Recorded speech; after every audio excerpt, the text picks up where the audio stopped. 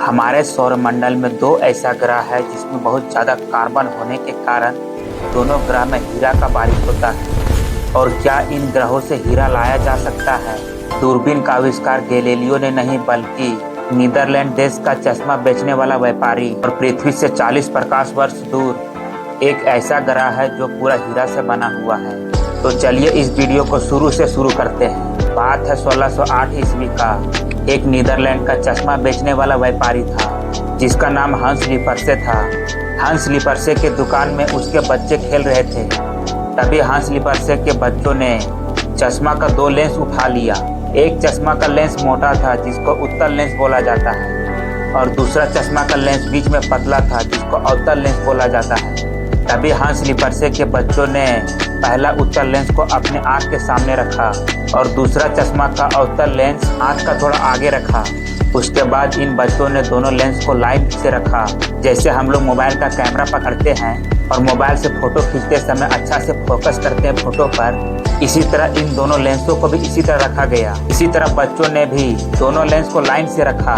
जैसे ही दोनों लेंस सही दूरी और एक लाइन में आया, तभी बच्चों ने देखा कि बाहर का चर्च का टावर लेंस में अचानक से बड़ा दिखने लगा और साफ तस्वीर की तरह दिखने लगा। जब लेंस की मदद से चर्च का टावर अचानक से बड़ा दिखने लगा तो हंस लिपर्से का बच्चा लोग बहुत ज्यादा खुश हुआ।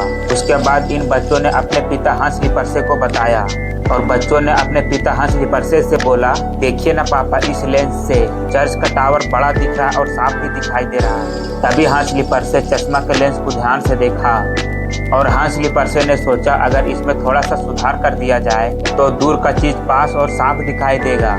उसके बाद हंस लिपर्से खोखला पाइप उठाया और पाइप के दोनों सिरों पर चश्मा का लेंस लगा दिया। क्योंकि हाथ में चश्मा का लेंस रखने से बहुत ज्यादा हिलता था, इससे बार बार लेंस को हाथ से नहीं पकड़ना पड़ता था। लेकिन हंस लिपर्से खाली पाइप में चश्मा का लेंस लगाया तो दूरी ज्यादा हो गया। इससे चर्च का टावर धुंधला दिखने लगा। फिर चश्मा का लेंस को सामने लाया गया। फिर चश्मा का लेंस ज्यादा सामने होने के कारण चर्च का टावर फिर से धुंधला दिखने लगा। इसी तरह हंस लिपर्से कई बार किया, लेंस को आगे पीछे। उसके बाद हंस लिपर्से दोनों लेंसों को 12 से 18 इंच के लगभग फिट कर दिया। उसके बाद जब हंस लिपर्से इस पाइप में दोनों लेंसों को अच्छा से फिट कर दिया तो चर्च का टावर साफ और बड़ा दिखने लगा।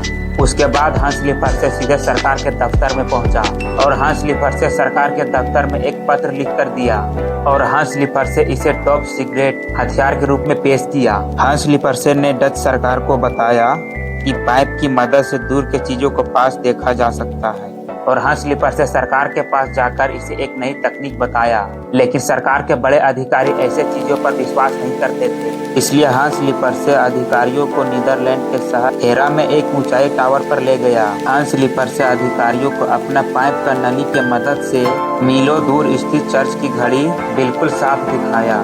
लेकिन अधिकारियों ने जब इस चमत्कार को देखा तो दंग रह गया और हंस लिपर्से नीदरलैंड के अधिकारियों को समझाया कि अगर सैनिक इस यंत्र का उपयोग करता है तो दूर से ही दुश्मनों की सेना, जहाज या सैनिकों का हरकत इस यंत्र से देखा जा सकता है। हंस लिपर्से ने बताया कि इस यंत्र से युद्ध में बहुत ज्यादा फायदा होगा, क्योंकि इस यंत्र की मदद से दुश्मन पास आने से पहले ही दिखाई देने लगेगा। इसी कारण से नीदरलैंड के सरकारी अधिकारियों को हंस लिपर्से का बात सुनकर बहुत अच्छा लगा।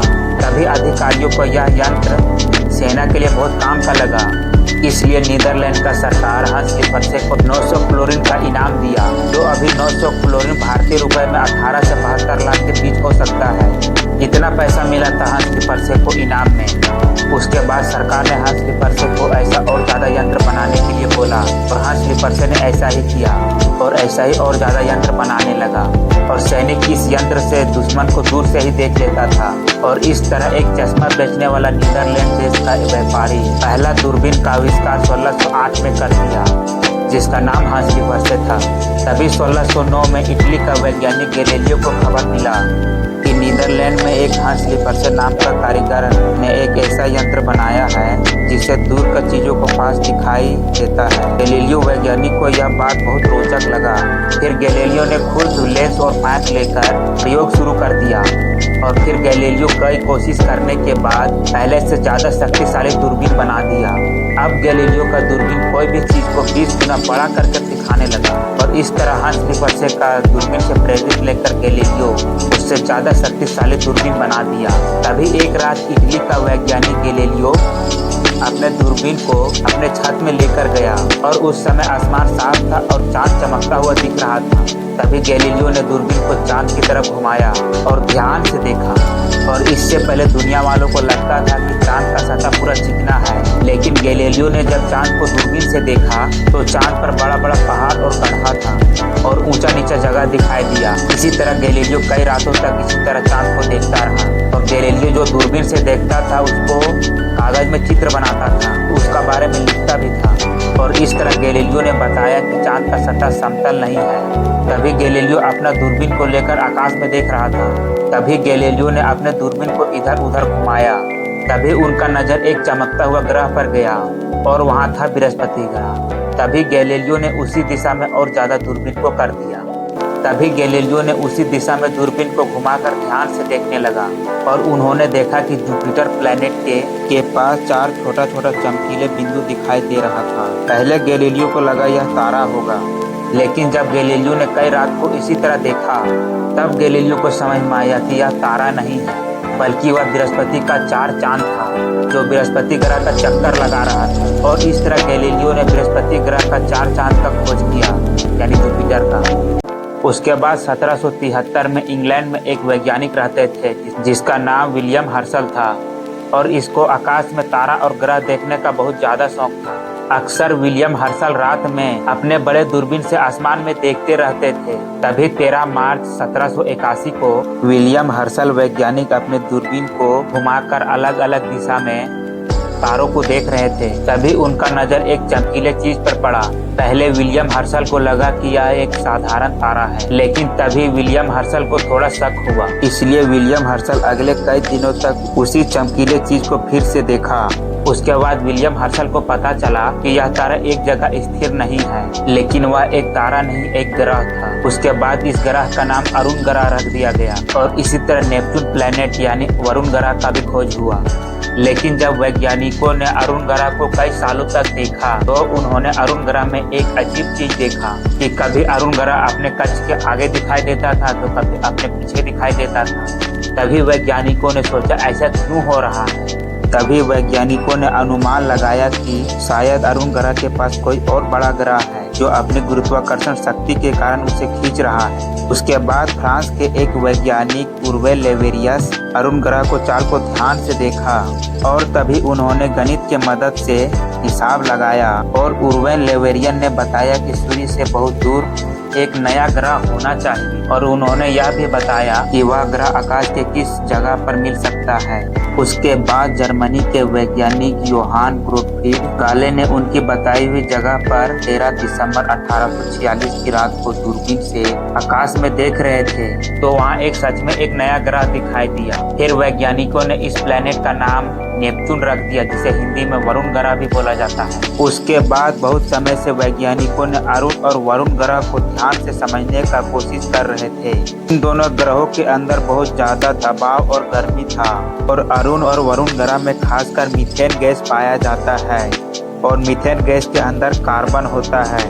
फिर वैज्ञानिकों ने सोचा कि जब इस मीथेन गैस पर बहुत ज्यादा दबाव और गर्मी पड़ता है तो मीथेन गैस का कार्बन अलग होकर छोटा छोटा हीरा में बदल जाता है। यही छोटा छोटा हीरा धीरे धीरे नीचे गिरने लगता है, जैसे धरती में पानी का बारिश होता है। इसी तरह अरुण और वरुण ग्रह में हीरा का बारिश होता है। इस बात को वैज्ञानिकों ने पृथ्वी पर भी साबित कर दिखाया है। साल 2017 में वैज्ञानिकों ने शक्तिशाली लेजर की मदद से बहुत ज्यादा दबाव और गर्मी पैदा किया गया। इस प्रयोग में कार्बन छोटे छोटे हीरों में बनते हुए देखा गया।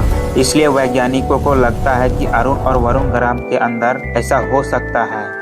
हालांकि इंसान अभी तक इन ग्रहों के अंदर जाकर नहीं देख पाया है, लेकिन वैज्ञानिकों का रिसर्च और प्रयोग से बताता है कि वहाँ सच में हीरा का बारिश हो सकता है। इसी तरह 55 केन फ्री ए नाम का एक ग्रह है जिसको 2004 में खोजा गया था। साल 2004 की बात है जब वैज्ञानिकों ने आसमान के तारों को ध्यान से देख रहे थे।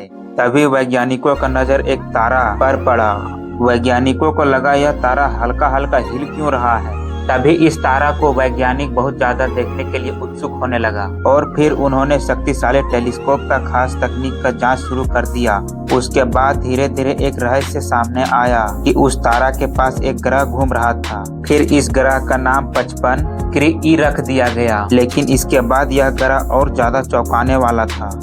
यह ग्रह तारा के इतना करीब था कि उस ग्रह का तापमान 2400 डिग्री सेल्सियस से ज्यादा तक पहुंच जाता था। इतना ज्यादा तापमान में इस ग्रह में अगर एक पत्ता भी गिरता है तो पत्ता जलेगा नहीं बल्कि सीधा भाप बनकर उड़ जाएगा। इतना गर्म है यह ग्रह।